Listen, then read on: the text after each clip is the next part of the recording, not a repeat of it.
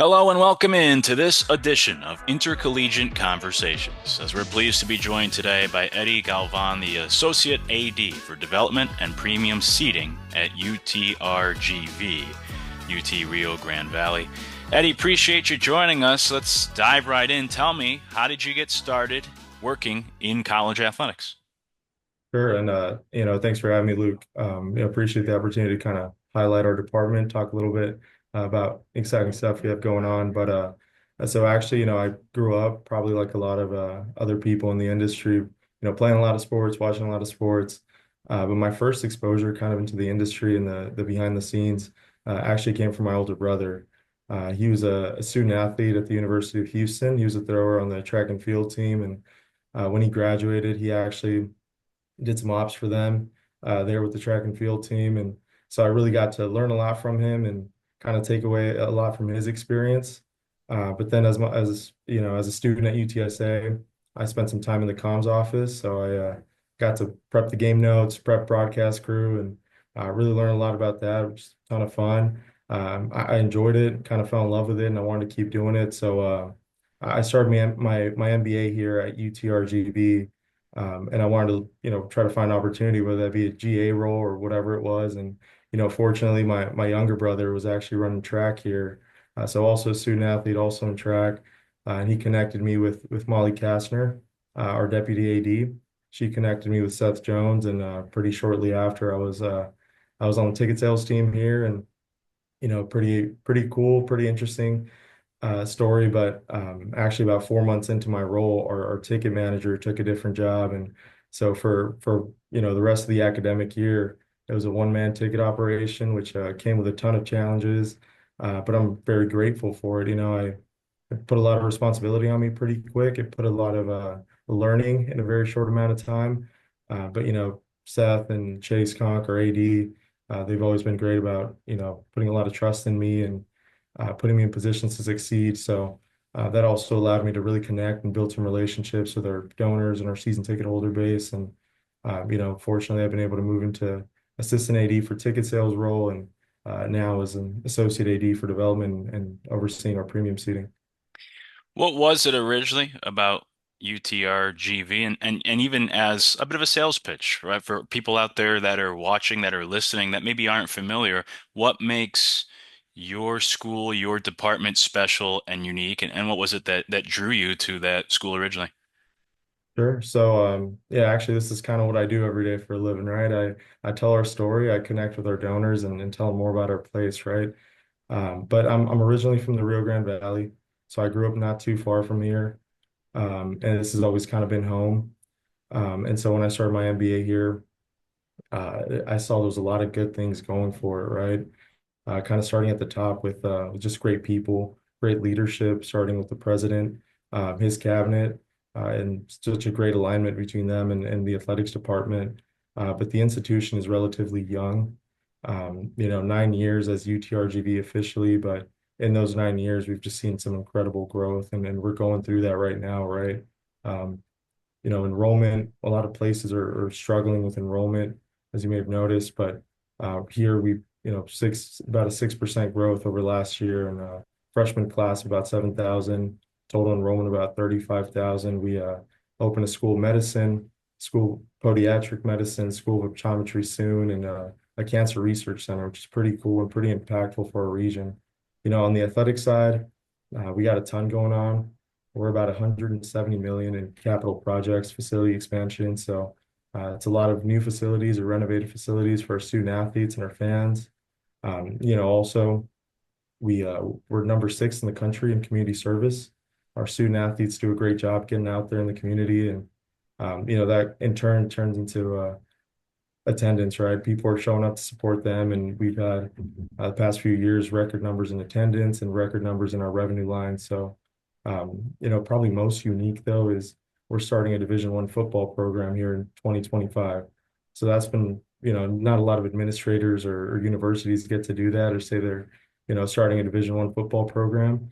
So that's been super exciting for us, and just a really good opportunity to leave our mark and kind of our legacy and have a true impact on what we're doing here. And especially for me, being from here, it's pretty cool to see a lot of the people. I kind of grew up with or know from around here just really enjoy um, new opportunities, new football program, and even the economic impact it'll have on our region, right? The university's grown so much, but so is the Rio Grande Valley. The city of Edinburgh, where we're at, is the fifth fastest growing city in the state of Texas, and the 12th fastest growing in the country. So, a lot of people, a lot of commerce. We have, the proximity to the Mexico border attracts a lot of business, especially as has been an emphasis in nearshoring and manufacturing, transportation. We got a beautiful beach, South Padre Island, about an hour away from us. And actually, where Starbase is, and so we get to watch, rockets go into the air every now and then. So it's just it's a very fast growing place, a lot of opportunities for our student athletes, for our students here, and just people looking to build a life, right? It's a great place to live and kind of a hidden gem, not a lot of people know about it, but we're doing our best to kind of get the brand out there and build some of that momentum. And that leads me to my next question. You mentioned the good leadership, growing area, the support from the community and the fans of the athletic department. So my question would be, and I know you've been there, that's been your home base, but I guess for others, what would you suggest are some qualities that people should look for when trying to figure out if a certain school is a good fit for them, a good work environment, within college athletics? Oh, it's a great question. I think kind of going back to the leadership piece, right? It kind of starts with the leaders, right? And the tone they're setting, the direction they're going. We're blessed to have just great people here and great alignment between athletics and the rest of the university. But also just, it kind of boils down to some of our core principles here, and that's communication, that's trust, and the two of those really go hand in hand, right? So you want to find a place that communicates effectively, and that really has a lot of trust. We may slip up individually, and it happens anywhere, but we know the department will never fail, the institution will never fail because we're all picking each other up. I think timing is also a pretty big factor. As you look at a department and their current initiatives and where they're at, you want to make sure that makes sense with your ambitions and kind of your place, your stage in life. And I think figuring out that context as you're going into a new role and using tools like Intercollegiate, I think that helps a lot, right? Figuring out the place, figuring out the people in there, and making sure you're aligned as you're going in or as you're hiring. So I think it's pretty important. You're a young guy, but you referenced before that the enrollment has been affected in recent years for a lot of schools across the country, really probably since the pandemic. For you, since you've gotten into college athletics, working with colleges, working with UTRGV professionally, have you noticed a lot of change in the industry from when you first started to where we are now heading into 2025, or has it remained pretty steady? There a ton of change, right? I think college athletics and just even as an observer, there's a ton of change all the time. I think a big piece is, obviously, right, the NIL, the rev share. No one really knows where that's going, and we all try to figure it out every day. But just trying to find creative ways to generate revenue, and obviously that's kind of my strong suit, the revenue generation side. So, seeing different universities and what they're doing and different athletic departments to generate those revenues and getting creative about it and using tools and technology to take more data-driven approaches. I think those are kind of the big changes I've noticed since I started and as I've really started to pay a lot closer attention. Big emphasis on mental health, on student athletes, and you see, I mean, just even seeing the new crop of student athletes every year, right? And they're all so different. I think it's important to take some time to understand them and understand how we can best support them. And I think, those are all kind of pieces of change that we've seen in the past few years. What's something you know now, having spent some years working in your different roles there, that maybe you wish you knew when you were first starting out that would have made things easier for you when you first began working in college athletics? Yeah, a couple things. I wish I would have realized the importance of connecting with other professionals in the industry. It's you learn a lot from people. You kind of take away a lot of best practices. You get to share a lot of ideas. I think that's something I wish I would have put a little more emphasis on sooner. But I also think, looking at the impact that college athletics has on a community, on student athletes, on their development. I think that's something I wish I would have known sooner. Growing up, I knew I wanted to work in sports. I actually wanted to go to law school and be a sports agent, but actually starting to work in college athletics actually just opened my eyes to how impactful it is and how special it is for the people that work in it, our coaches, our student athletes, and ultimately our community. Right, I spend a lot of time with our fans, our donors, season ticket holders, and seeing the impact it has in their life. I wish I would have realized that a little sooner and kind of jumped into it a little earlier, but I truly love it all. Yeah, yeah, that's a good answer. That's interesting. Going back to the first part, what you said there about relationships, let's dig into that a little bit more. I mean, how important is networking? You kind of touched on it, but just to elaborate, how important is networking and building those relationships within college athletics? Oh, it's paramount. I mean, especially in fundraising, right? It's so critical to connect with our alumni, with our community leaders, business leaders, and here in the area. It's important. You want as many people in your corner, kind of telling your story, helping you push your initiatives forward, and even across the industry, right? I kind of mentioned it, but just being able to take away best practices, share ideas. I think that's also crucial to, especially like we've said, things are changing so much, and we all kind of want to get ideas from each other and find the best steps forward. So I think, it's just so crucial, especially in a fundraising role or in a external facing role. Let me put you on the spot with the next couple of questions. Sure. Some people don't really like bragging about themselves, but for you, what would you say have been some of the most important traits that have allowed you to be successful in this industry and in your role? Sure. So, I think it really just starts with having such great people around me, from our leadership here to, colleagues and even, our community. But, a couple of things I guess I can attribute some of my wins to. So our AD, Chase Conk, pretty early on, he gave me the nickname Steady Eddie.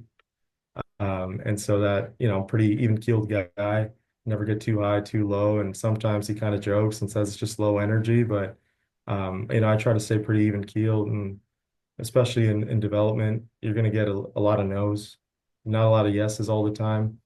So I think it's important to kind of keep even demeanor and keep putting shots up. I think another thing that's gone really well for me and something I've done really well is really observed how people do what they do and really observed how other professionals do what they do and really integrate myself into the community and listen and make sure that, our coaches, our student athletes and our fans, sports is so emotional, right? And people care about it so much. And I just want them to know that I care about it just as much. And I'm working as hard as I can and I'm as present as I can. Make sure they know it matters to me too. And it's much easier to tell our story when people know you're just as bought in as they are. What do you think is the best piece of advice you've ever been given, personally or professionally, that you apply to your job on maybe a daily or weekly basis? Yeah, there's a couple things that I think really important to me. One of them, like I mentioned, I kind of want to be a sports agent for a while, so I was shadowing an attorney, and he represented a few of the Spurs players while I was up in San Antonio. And he would always say, the separation is in the preparation, right? So I just think being prepared, showing up to whether it's a meeting, a game, whatever you're doing, right? Just being prepared, it really helps set you apart and feel confident and sure in what you're doing. Another one is, how you do anything is how you do everything. Maybe a little cliche, right? But I think it's so important, right? Just being intentional about every single little thing you do and building that discipline to, always be present, always leave the best impression of people. And, I'm representing myself, but I also represent the people I work with. I represent, my parents, my family, and ultimately our institution, right? So I just want to make sure that I'm prepared. I'm doing all the little things right, paying attention to the details to leave the best impression on people. We're certainly pleased to have UTRGV as an intercollegiate partner. Let me ask you a few questions about the hiring process. From your perspective, how has things changed in since maybe you first began and you were a bit of a job seeker to now where you are in your position? I mean, how have things changed with the hiring process? with the pool of candidates, maybe even the number of people that are applying to positions to work in college athletics. From your perspective, have you seen change in that area over the recent years? Yeah, and, we've been really fortunate to have a lot of growth, like I've mentioned. We've hired a lot of positions in the past few years, and what you see and what you start to see maybe across the industry is less traditional college athletics backgrounds. Especially as like I mentioned, some of these new demands and whether it be NIL or whatever it may be, right? It's different skill sets, people coming from outside the college athletics industry. That's been pretty interesting to track, and kind of how that'll complement and where you kind of fill pieces within the department. So that's I think it's a pretty big change, and I don't think it's going anywhere, right? We haven't done much in the NIL space or the rev share space, but as we ramp up, those are certainly skill sets and knowledge that we'll look to add. And it may not come from a traditional college athletics background, and sometimes fresh perspectives and different skill sets are pretty useful and good for a college athletics department. It's a new partnership, so I don't know how much time you've been able to spend with Intercollegiate or with what the Intercollegiate can offer. But when we talk to different people, one of the key things we keep hearing about Intercollegiate is that everything is in one place. So through your experience, and again, maybe you haven't been able to play around with it too much so far, but can you speak to the benefits that you've seen or think you and your department can take advantage of by using Intercollegiate here moving forward? Yeah, definitely. I mean, like you said, we haven't spent a ton of time on it, but WinAD I know is something we use a ton. So we try to compile as much data. We try to compile as much information in that context, right? You really want to know where someone comes from and what's important to them, and maybe the different relationships they have across the industry. And I think what Intercollegiate really helps us with is putting all that in one place, like you said. The searchability of it is great. That context, you're kind of seeing the connections within the industry. That all that is, time saving for us. And it also just helps us make better decisions and kind of rely on the data. That's all there in one place, like I said. Are there certain features, and again, your department, you'll continue to play around with it more, get more familiar, but even talking to any of your peers or anything, are there certain features that stand out that you can be excited to use through Intercollegiate here moving forward? Yeah, I mean, maybe more than features, just the fact that everyone seems to be kind of gravitating towards it. And with UTRGV being so far away from a lot of people and still kind of growing our brand, I think it's important to, be able to get information out there to people, kind of help tell our story. The searchability of it is great, in my opinion. And just being able to make those connections, like I said, kind of seeing who knows who, and kind of being able to dig a little deeper into the information that's available, and really just, relying on that data to make better decisions when it comes to hiring and finding the right fit for our place. Lastly, and we encourage everyone to check out intercollegiate.co. It's the most comprehensive job board in college athletics. But I'll just ask you more broadly. I mean, through your experience and with the people you know in college athletics, how beneficial can job boards be for people that work or want to work in college athletics? I think it's, number one, right? It's kind of a centralized hub, and I think those job boards, it's much easier than going to a university's page, and sometimes the HR listings are a little different, so you get less of a feel for what the actual position is, and it takes a little more digging. So I think Intercollegiate really helps clarify those things and helps you understand better what a department's looking for. And I kind of hit on it earlier, right? You want to know what the initiatives are. You want to have good context of the department as a job seeker, and on the hiring side, you want people to understand that too. You want it to be a good fit on both sides. So I think, a place like this and a tool like this is just so important for making good decisions, both as a job seeker and as someone hiring. A big thank you to Eddie Galvan, the Associate AD for Development and Premium Seating at UTRGV, UT Rio Grande Valley. Appreciate the time from Eddie to join us here in Intercollegiate Conversations. And a thank you to you as well for taking the time out to watch this edition of Intercollegiate Conversations. We suggest that you subscribe to our YouTube page so that you never miss out on any future content or conversations. We also encourage you to check out intercollegiate.co. It's the most comprehensive job board out there for college athletics. Until next time, life is just a series of hellos and goodbyes. So for now, we say goodbye.